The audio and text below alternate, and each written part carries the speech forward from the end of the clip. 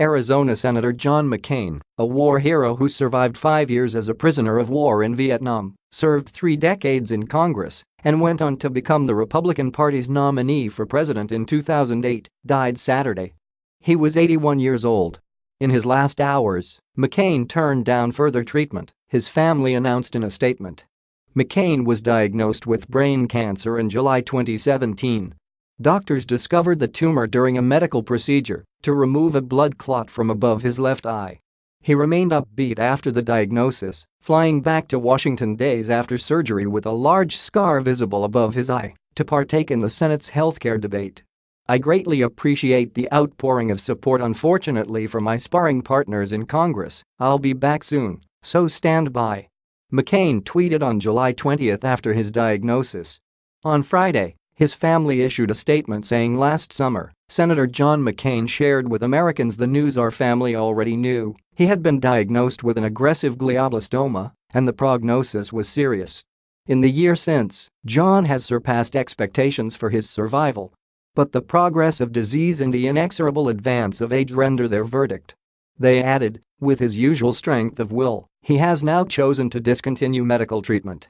McCain was born in 1936 in the Panama Canal Zone, where his father was stationed in the Navy. After graduating from the Naval Academy in 1958, McCain went to Vietnam. In 1967, his A-4 Skyhawk was hit by a surface-to-air missile over Hanoi. McCain was captured by the North Vietnamese, who tortured and beat him for more than 5 years. He was in solitary confinement for several of those years. "My room was fairly decent-sized, I'd say about 10 by 10, McCain would later write. The door was solid. There were no windows.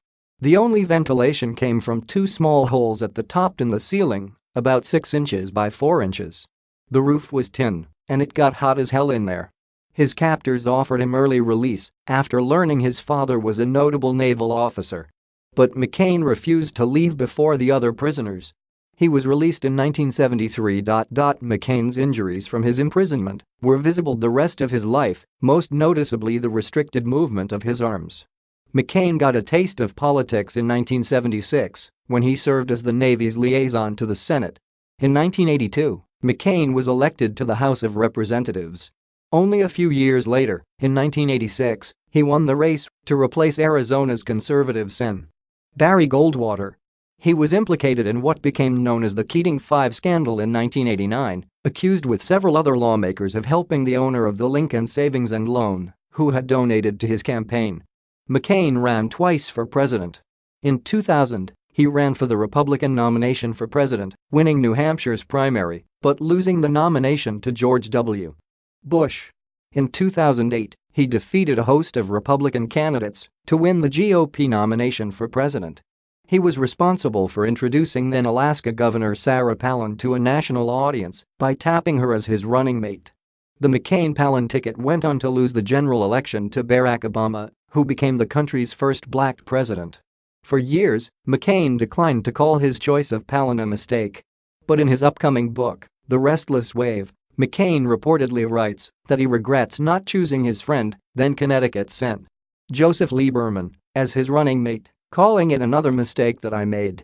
Lieberman, the 2000 Democratic nominee for vice president, was an independent who caucused with Democrats.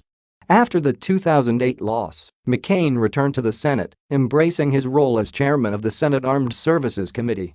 During his last years in politics, he had a complicated relationship with President Trump, who infamously attacked McCain during the GOP primary. In May, the McCain family was offended when it was reported that Trump aide Kelly Sadler dismissed McCain's opposition to the president's choice for CIA director by quipping during a private meeting, "It doesn't matter, he's dying anyway."